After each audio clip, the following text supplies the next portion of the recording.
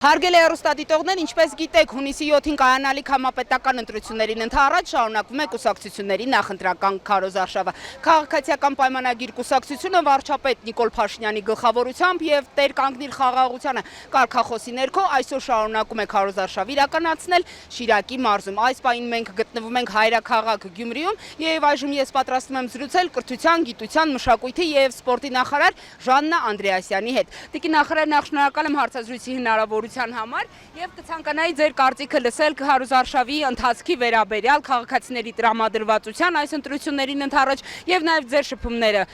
մեր հայրենակիցների հետ ինչ են ցույց տալիս։ Շնորհակալություն, երկրորդ օրն է, ինչ մենք Շիրակի մարզում ենք, երեք եղանք խոշորացված բոլոր համայնքներում, այսօր առավոտից Գյումրիում ենք եւ պետք է ասեմ, որ իսկապես շատ ջերմ եւ սրտաբաց վերաբերմունքի ենք արժանանում բոլոր բնակավայրերում եւ նաեւ Գյումրիի տարբեր թաղամասերում ենք եղել եւ իհարկե մարդիկ նախ եւ առաջ շատ ակտիվ մասնակցում են։ Երկրորդ, գիտեք, ամենահաճախ լսվող բառը շնորհակալությունն է եւ որ իշխող թիմի, որ անդամին էլ տեսնում են առողջապահության, կրթության, բարձր տեխնոլոգիաների, արտաքին գործերի, այսինքն անկախ նրանից, թե որ ոլորտի պաշտոնյային կամ ներկայացուցիչ հանդիպում, շնորհակալություն հայտնելու որևէ կոնկրետ բան են ունենում եւ կարծում եմ այս գնահատականն ու շնորհակալությունը, որ մենք լսում ենք, շատ պարտավորեցնող է, որովհետեւ առաջինը դա նշանակում է, որ մարդիկ ռեալ տեսնում են փոփոխություններ եւ երբ որ մարդիկ տեսնում են փոփոխություններ, ապա նրանց մոտ առաջ են գալիս նորանոր հարցեր, որովհետեւ երբ որ որևէ հարց չի լուծվում, բնական է, որ ամբողջ խոսակցությունը կոնկրետ խնդիրների մասին է։ Իսկ երբ որ խնդիրները սկսում են լուծվել, կյանքը սկսում է զարգանալ, առաջ են գալիս նորանոր հարցեր եւ այս հանդիպումների ժամանակ մեր քաղաքացիները նաև հարցեր են բարձրացնում։ Եվ մեզ համար շատ կարևոր է այստեղ լինել եւ նաև շփվել քաղաքացիների հետ, որտեղ իրականում նաև այդ խնդիրների մասին տեղեկանալը ու դրանց շուրջ մտածելը մեր կարևոր աշխատանքն է եւ այս հանդիպումները շատ կոնկրետ նաև աշխատանքային են այդ իմաստով, որովհետեւ քաղաքացիների հետ շփման միջոցով կարողանում ես նաև տեղեկանալ որոշ խնդիրներից, որոնք լրացուցիչ ուշադրության կարիք ունեն։ Այ օրինակ ձեր մասով որպես կրթության ոլորտի, գերատեսչության ղեկավար, ձեզ տեսնելիս ինչ հարց են բարձրաձայնում, ինչ խնդիր են ցանկանում, որպեսզի առաջնահերթ պահվի այսպես կառավարության ուշադրության կենտրոնում։ Գիտեք, շատ տարբեր են։ Գիտեք, մեր 300 դպրոց 500 մանկապարտեզ ծրագրով մենք բազմաթիվ դպրոցների եւ մանկապարտեզների ենք անդրադարձել, բայց մեր երկրում դեռևս շատ են դպրոցները եւ մանկապարտեզներ էլ կան, որոնք ունեն վերանորոգման, նոր գույքով համալրման կարիք եւ եղել են բնակավայրեր, որտեղ մոտեցել են, խոսել են վատ վիճակում գտնվող դպրոցների մասին, ինչպես օրինակ Հոռոմի, Գեղանիստի, Սարալանջի եւ ակնհայտ է, որ երբ որ մենք ասում ենք հաջորդ 300 դպրոցների ծրագիրը, նկատի ունենք հենց նման դպրոցները, որոնք դեռևս վատ վիճակում են եւ կարիք ունեն նոր կառուցման կամ վերանորոգման։ Երկրորդ խումբ հարցերը վերաբերում են հիմնականում այն ծրագրերին, որ կառավարությունը իրականացնում է, ինչպես օրինակ ատեստավորման վերաբերյալ եւ մոտենում են ուսուցիչներ, կրթության ոլորտի աշխատակիցներ եւ տարբեր նաեւ հարցեր են բարձրացնում։ Մի մասը պարզաբանման ենթակա հարցեր են, մյուս մասը վերաբերում են համակարգերի բարելավմանը եւ սա էլ այդ իմաստով շատ կարևոր ուղղություն է։ Մոտենում են նաև ծնողներ, խոսում են իրենց երեխաների կրթության հետ կապված խնդիրներից, մարզական ոլորտն է բավական ակտիվ, այն էլ Շիրակի մարզում, այստեղ մենք տարբեր հարցեր ենք քննարկել նաև սպորտով մտահոգ մեր քաղաքացիների մասին, վերաբերել են դրանք օրինակ ֆուտբոլի դաշտերի անհրաժեշտությանը, սպորտային այլ ենթակառուցվածքներին, խոսել ենք նաև մարզիչների գործունեության, մարզիկների գործունեության մասին, տարաբնույթ են հարցերը։ Տիկին նախարար, տեսեք, մարզերում հատկապես նաև մարզադպրոցների հետ կապված, բավականին լուրջ խնդիր ունենք, որովհետև նաև մեր շրջայցերի ընթացքում տեսել ենք, որ խիստ ալմխիթար վիճակում գտնվող մարզադպրոցներ կան։ Այս առումով տեսեք նախկինում օրինակ առանձին ինչ-որ բարերարների միջոցով էր դրանց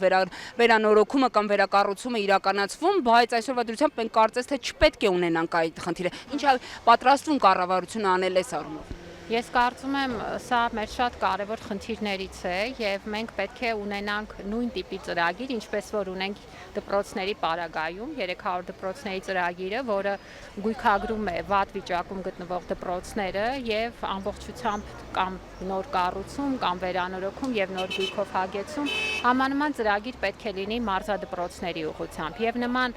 կետ արդեն իսկ ներառված է մեր ծրագրում եւ մենք պլանավորում ենք, որ հաջորդ փուլում պետք է կենտրոնանանք մեր բոլոր համայնքներում անհրաժեշտ մարզական ենթակառուցվածքների ձևավորմանը։ Պետք է հիշեցնեմ, որ նախընտրական ծրագրում ներառված է 100 մարզադպրոցների, արվեստի դպրոցների, գեղարվեստի, երաժշտական դպրոցների վերանորոգման, վերակառուցման եւ նոր գույքով հագեցման ծրագիրը,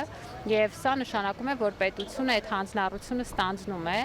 եւ մենք պետք է այդ աշխատանքը հետեւողական իրականացնենք։ Տիկին Անդրեասյան, տեսեք, քաղաքացիական պայմանագիր կուսակցության նախընտրական ծրագրում առանձին հատված կա, որտեղ նշված է, որ օրինակ ներդրվելիք ուսուցչի կարգավիճակի մասին նոր օրենքով կառավարությունը ստեղծելու է մեխանիզմներ կրթական ոլորտի մասնագետների բնակարանային ապահովման մեխանիզմների ներդրման առումով։ Ես խնդրում եմ, եթե հնարավոր է, կարող եք մի փոքր առավել մանրամասներ ներկայացնել այս նոր օրենքի վերաբերյալ եւ օրինակ ինչպես են կարողանալու այս ոլորտի մասնագետները օգտվել այս հնարավորությունից։ Սա ես շատ կարևոր անելիք եմ համարում նախ առանձին օրենքի գոյությունը, ուսուցչի կարգավիճակի մասին օրենքի գոյությունը թույլ կտա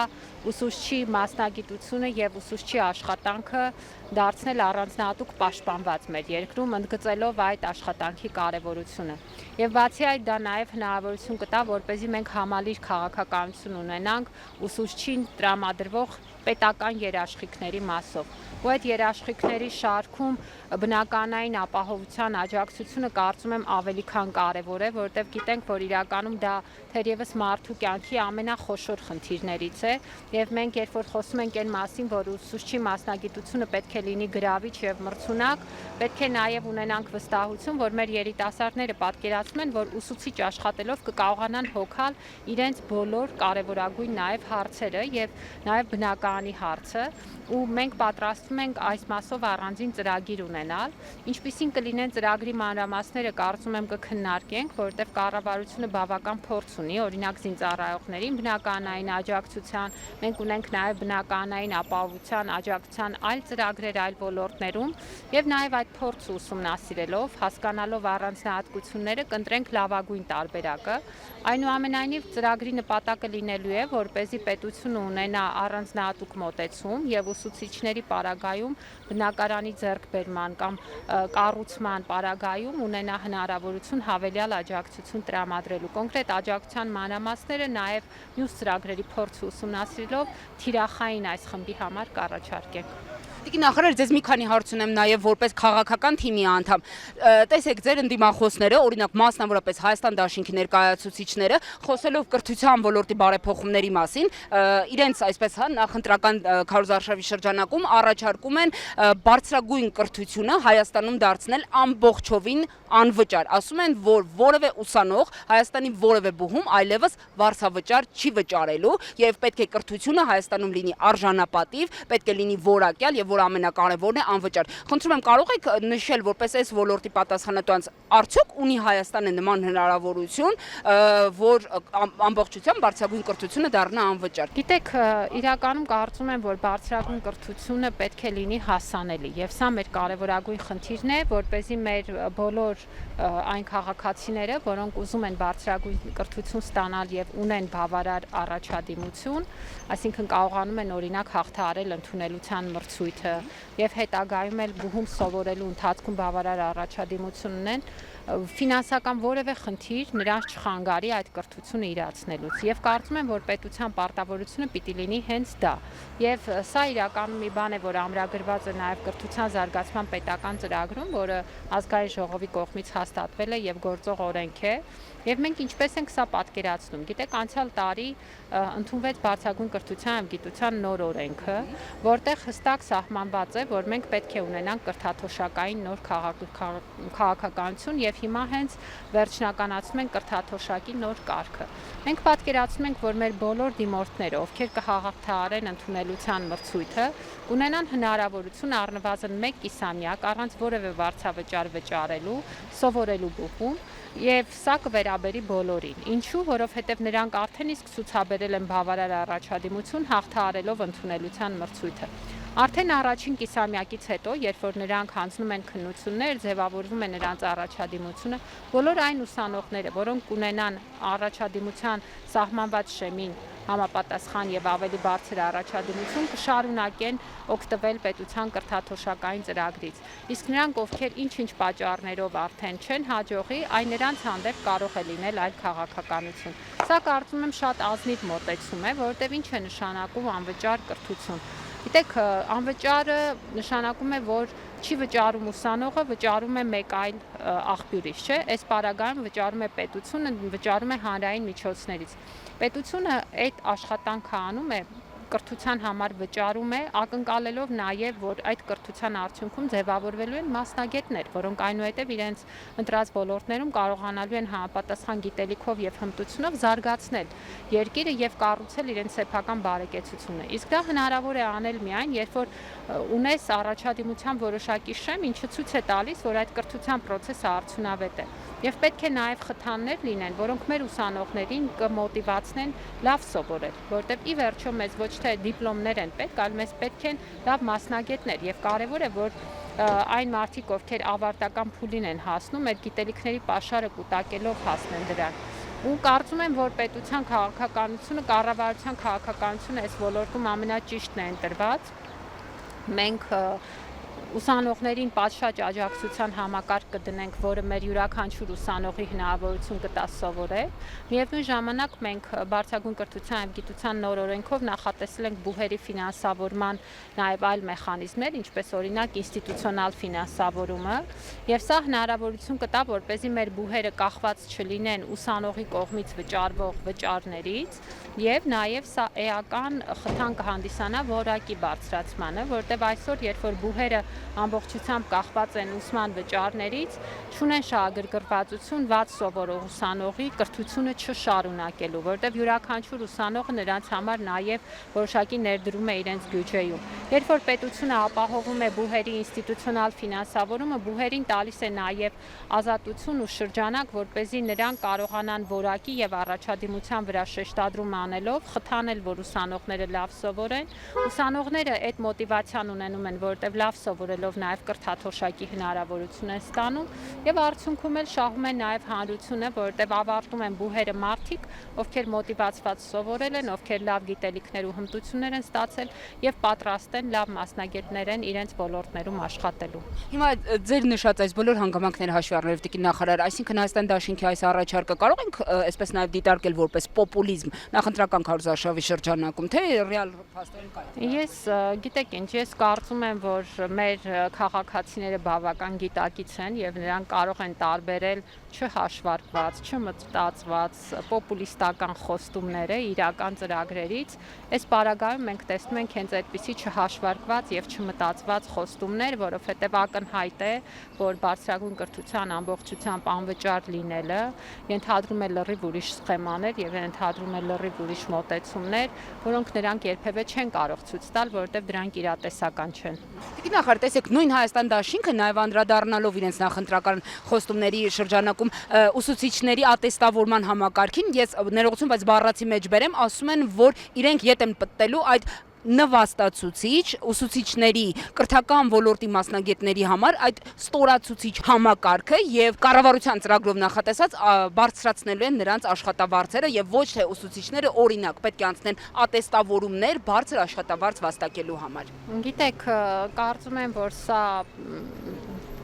չափից դուրս պոպուլիստական եւ ուղղակի իրողությունները հաշվի չառնող հայտարարություն է, ուրիշ բան չեմ կարող ասել։ Մեր ամեն երրորդ ուսուցիչը այսօր կամավոր ատեստավորումը հաջողությամբ հաղթահարել է, ունի վարձատրության բարձրացում, ամեն երրորդ ուսուցիչը, ավելի քան 9600 ուսուցիչ։ Ինչ են նրանք առաջարկում այդ մարդկանց։ Առաջարկում են, որ իրենց ջանքերը իզուր են դրել, իզուր են թարմացրել իրենց մասնագիտական գիտելիքները, անցել ատեստավորման գործընթացով եւ ստանում իրենց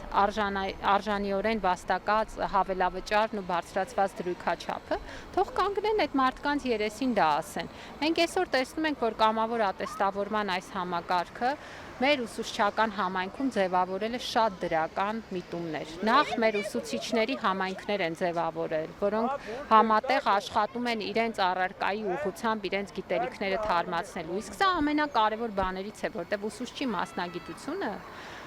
այնպիսի մասնագիտություն է, որը անընդհատ զարգացման կարիք ունի։ Անընդհատ ուսուցիչը իր վրա աշխատում է եւ ինչ է ասում պետությունը, ասում է դու քո վրա աշխատի, մենք այդ աշխատանքը հաշվի կառնենք եւ ըստ արժանվույն կգնահատենք։ Եվ ես կարծում եմ, որ շատ վտանգավոր է համատարած բարձրացումների այդ պոպուլիստական խոստումները, որտեղ պետությունը պետք է ունենա ինստիտուցիոնալ մեխանիզմ ուսուցիչների մասնագիտական զարգացումը խրախուսելու եւ այդ մասնագիտական զարգացումը խրախուսելու արդյունքում է արժանապատիվ գնահատելու եւ վարձատրելու։ Սա է եւ սա ազնիվ է, որովհետեւ ուսուցչի աշխատանքը առաջին հերթին մեր երեխաների մասին է եւ մենք պետք է ունենանք բավարար վստահություն, որ ստեղծված են մեխանիզմներ, որ ուսուցիչների որակը շարունակաբար բարելավի, ինչն էլ նշանակում է, որ մեր երեխաների կրթության որակը շարունակաբար կբարելավի։ Եվ եթե իրենք պատրաստվում են ուղղակի ուսուցիչներին փող բաժանել, առանց մտածելու, որ խոսքը կրթության մասին է, ապա կարծում եմ, որ մենք դրա հետևանքները շատ վաղուց արդեն տեսել ենք եւ ես պետք է իրենց իսկ հիշեցնեմ իրենց իսկ ձեռնարկած վատագույն քայլերը, երբ որ նրանք կրթության ոլորտում փող խնայելու պատճառով այն կարևոր հանգամանքը, որ ուսուցիչը շաբաթական պետք է որոշակի քանակով ժամեր դասավանդի, որպեսզի որակյալ լինի, թե չէ չափից ավելի շատ ժամանականակը հոգնածնում է եւ յուրաքանչյուր առանձին դասի որակի վրա վատ է անդրադառնում, որպեսզի նրանք խնայեն այս ուրեմն գումարը կրթության համակարգում, ուսուցիչների շաբաթական դրույքաչափը փոխել էին 22 ժամի, որը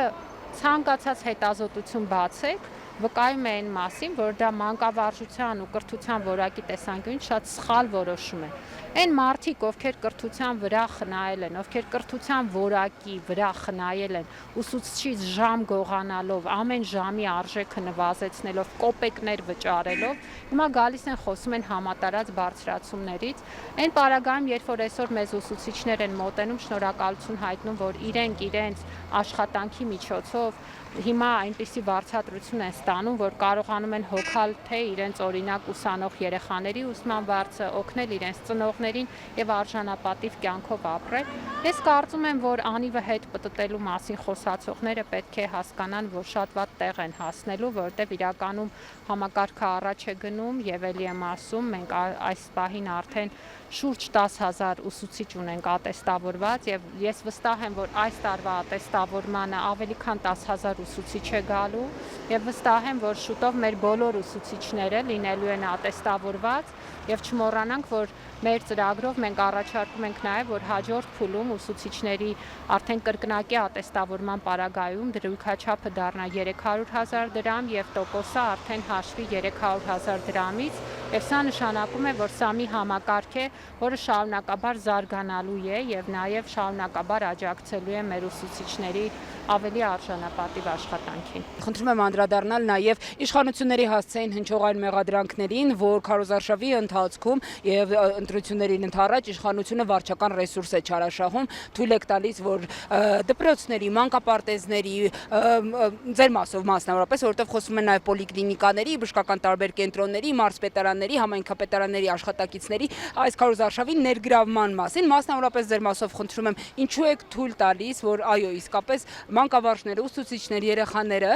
մասնակցեն այս քարոզարշավին, որովհետև այդ մասով շատ քննադատություններ են հնչում, որ նրանք թողնելով կրթությունը, թողնելով իրենց դասերը, պարապմունքները գալիս են եւ մասնակցում են վարչապետի քարոզարշավին։ Հիշում ենք նաեւ, որ քարոզարշավի սկզբնական օրերին ձեր ղեկավարած գերատեսչությունը անգամ դրա մասին հայտարարություն էր տարածել, համայնքներից մեկի տնօրենները ազատման դիմումներ էին ներկայացրել։ Այս մասով ինչպես ենք կարողանալու, այսպես զերծ մնալ այս խնդրից, ինչ եք անելու։ Գիտեք, նախ պետք է ես էլ հիշեցնեմ ձեզ, որ մենք շատ կոնկրետ արձագանք տվեցինք այն մի քանի դեպքերին, որ նկատվել էին, եւ մեր դիրքորոշումը հստակ է, որ կրթական գործընթացը պետք է զերծ լինի կուսակցականացման, քաղաքականացման որևէ միտումից, եւ մեր կառավարությունը այս ուղղությամբ շատ մեծ ջանք է դրել։ Մենք փոխել ենք կրթության ոլորտի բոլոր օրենքները եւ շատ հստակ ամրագրումներ ենք արել ապակուսակցական, քաղաքական, նաեւ դրսևորումների անթույլատրելիության մասին, եւ նաեւ սա է մեզ թույլ տալիս այսօր նման միջադեպերի պարագայում գործել շատ հստակ եւ արդյունավետ։ Ահազանգերը, որոնք որ ստացել ենք, բոլորը համապատասխան ընթացք են ստացել, որը որ կարիք կար ուղարկելու իրավապահ մարմիններին, ուղարկված է իրավապահ մարմիններին, բոլոր մյուս դեպքերում ընթանում են քննություններ եւ կլինեն համապատասխան ընթացակարգով հետևանքները արդեն աշխատանքային օրենսգրքի եւ մյուս օրենսգրքերի համաձայն։ Ինչ վերաբերում է ընդհանուր առմամբ կրթական ոլորտի մասնակցությանը, գիտեք, մենք պետք է մի պարզ փաստ ընդունենք, որ կրթության ոլորտում աշխատում են մեր քաղաքացիները, որոնք ունեն նույնպիսի իրավունքներ իրենց քաղաքական դիրքորոշումների եւ այսօր ընտրարշավին մասնակցող 19 ուժերից 18-ի ցուցակներում կրթության ոլորտի մասնակիցներ են այս կամ այն չափով ներգրավված, այսինքն ցուցակներում ներգրավված մարդիկ կրթության ոլորտի աշխատակիցներ են։ Սա առաջին հերթին վկայում է մեր երկրի ժողովրդավարության մասին, որովհետև մասնակից 19 ուժերից 18-ի պարագայում, երբ որ մենք ունենք կրթության ոլորտի ներկայացուցիչներ, նշանակում է, որ ամենատարբեր դիրքորոշում ունեցող մարդիկ են աշխատում կրթության ոլորտում եւ դա նորմալ է։ Նորմալ չի, երբ որ նրանք այդ դիրքորոշումները բերում են կրթական հաստատություն, երբ որ արդեն օրենսդրությամբ արգելված գործողություններ են անում։ Եվ այստեղ է մեր ուշադրությունը պետք։ Իսկ ինչ վերաբերում է քարոզարշավին մասնակցությանը, եթե դա լինում է աշխատանքի ժամին դասերի հաշվին, իհարկե դա անթույլատրելի է, բայց երբ որ մարդիկ այստեղ են գտնվում իրենց քաղաքական դիրքորոշումները հայտնելու, օրինակ երեկոյան հանրահավաքին են գալիս կամ որևէ այլ ձևով մասնակցում են, այստեղ ես չեմ կարծում, որ մենք որևէ հարկադրանքի հետ գործ ունենք եւ բոլոր նրանց, ովքեր խոսում են հարկադրանքի մասին, հրավիրում եմ ուղղակի մեկ անգամ գալ եւ ներկա լինել եւ ուղղակի կտեսնեն, թե ինչ ուրեմն վերաբերմունք է եւ ինչ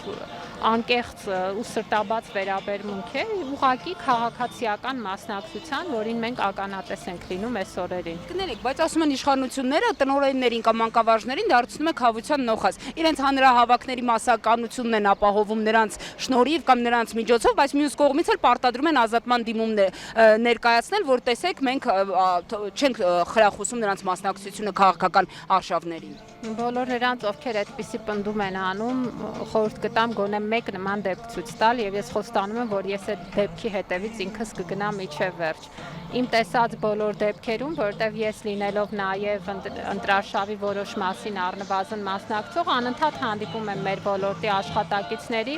եւ որևէ մեկի ուղղորդում չեմ նկատել։ Մարդիկ այդտեղ են իրենց ցանկությամբ, մարդիկ այդտեղ են նաեւ իրենց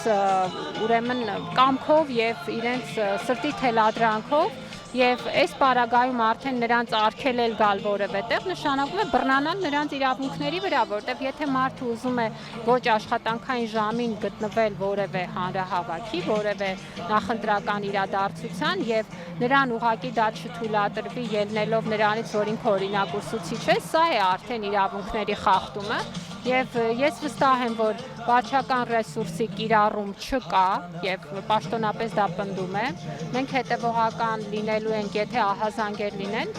բոլոր այն դեպքերում, երբ որ օրենսդրության խախտում կա եւ մենք դրա կարիքը ուղղակի չունենք, որովհետև քաղաքացիական մասնակցության այս մակարդակը ցույց է տալիս, որ կառավարող կուսակցությունը ավելի քան պահանջված է մեր բոլոր բնակավայրերում եւ որևէ վարչական ռեսուրս կիրառելու ընդհանրապես ոչ կոնցեպտուալ մոտեցումը կա, դա մի բան է, որը հակադիր է մեր կառավարության մոտեցումներին եւ ոչ էլ դրա կարիքը կա։ Մարդիկ գալիս են առանց որևէ մեկի ուղղորդման եւ հարկադրանքի։ Գուցե դրա կարիքը ունեն այն ուժերը, ովքեր զբաղված են գումարով մարդկանց այստեղ այնտեղ բերել տանելով։ Վստահաբար դրա կարիքը մեր կառավարությունը չունի, որտեղ մեր կառավարությունը մեր բնակավայրերում է միշտ։ Ես ուզում եմ ձեզ հիշեցնել, որ այս ամբողջ ընթացքում մենք չի եղել ամիս, որ մարզեր չայցելենք, ունենք մեր տարբեր բնակավայրերում դպրոցներ, մանկապարտեզներ, ճանապարհներ, տարբեր ծրագրերի իրականացումը չտեսնենք, չշփվենք մարդկանց հետ, եթե մարդիկ կան, ում պետք է նախընտրական շրջան, որ սթափվեն եւ գնան մարդկանց հետ շփվելու, դա հաստատ մեր մասին չի։